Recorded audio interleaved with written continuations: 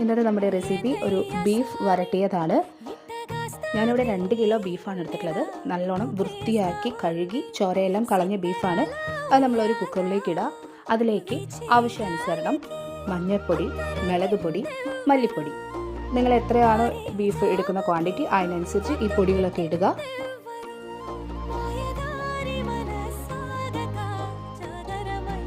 ഞാനിവിടെ കല്ലുപ്പാണ് ഉപയോഗിച്ചിരിക്കുന്നത്. ആവശ്യത്തിന് വെള്ളം ഒഴിച്ചു കൊടുക്കാം. എനിക്ക് കിട്ടിയ ബീഫിനെ ഒരു 4 വിസിൽ ആണ് വേണ്ടത്. വേവിന് ഞാൻ 4 വിസിൽ അടുപ്പിച്ച് വേവിച്ച് വെച്ചിട്ടുണ്ട്.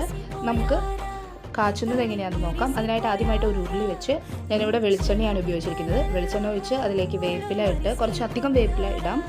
പിന്നെ ഞാനിവിടെ ഉപയോഗിച്ചിരിക്കുന്നത് ഉള്ളിയാണ്, ചുവന്നുള്ളി.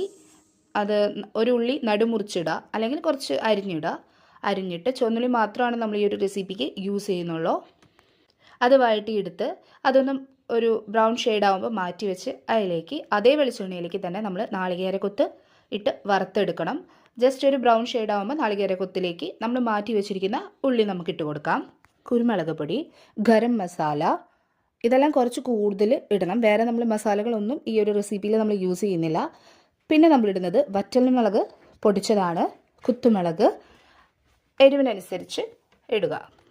എല്ലാം നന്നായി മിക്സ് ചെയ്ത് നമ്മൾ വേവിച്ച് വെച്ചിരിക്കുന്ന ബീഫ് നമുക്ക് അതിലേക്ക് മിക്സ് ചെയ്ത് കൊടുക്കാം. ബീഫ് വേവിക്കുമ്പോൾ നമ്മൾ കുക്കറിൽ യൂസ് ചെയ്ത വെള്ളം ഞാൻ അതിലേക്ക് കുറച്ച് ഒഴിച്ചു കൊടുത്തിട്ടുണ്ട്. നമ്മൾ ഒഴിച്ചു കൊടുത്ത വെള്ളമൊക്കെ ഇതിൽ തീയിൽ കിടന്ന് നന്നായി വറ്റി ബീഫ് നല്ല വലിഞ്ഞ് വരും. ഇത് നോക്കിയാൽ നമ്മുടെ ബീഫ് അത്ര അടിപൊളിയായിട്ട് വരട്ടി എടുത്തിട്ടുണ്ട്. ഇങ്ങനെ നമുക്ക് സെർവ് ചെയ്യാവുന്നതാണ്.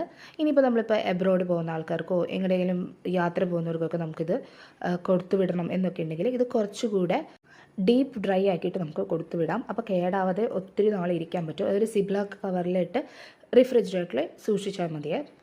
അതിനായിട്ട് ഞാനിപ്പോൾ അതിൽ കുറച്ച് മാറ്റിയിട്ട് കുറച്ച് മാത്രമാണ് കാണിച്ചു തരുന്നത്. അതിൽ കുറച്ചുകൂടെ വെളിച്ചെണ്ണ ഒഴിച്ച് കറിവേപ്പിലിട്ട് ഒരു 10 മിനിറ്റ് കൂടെ നമ്മൾ ഒന്ന് വരട്ടിയെടുക്കുവാണേ. അപ്പോൾ നമ്മുടെ ബീഫ് വരട്ട് റെഡി ആയിരിക്കുവാണേ.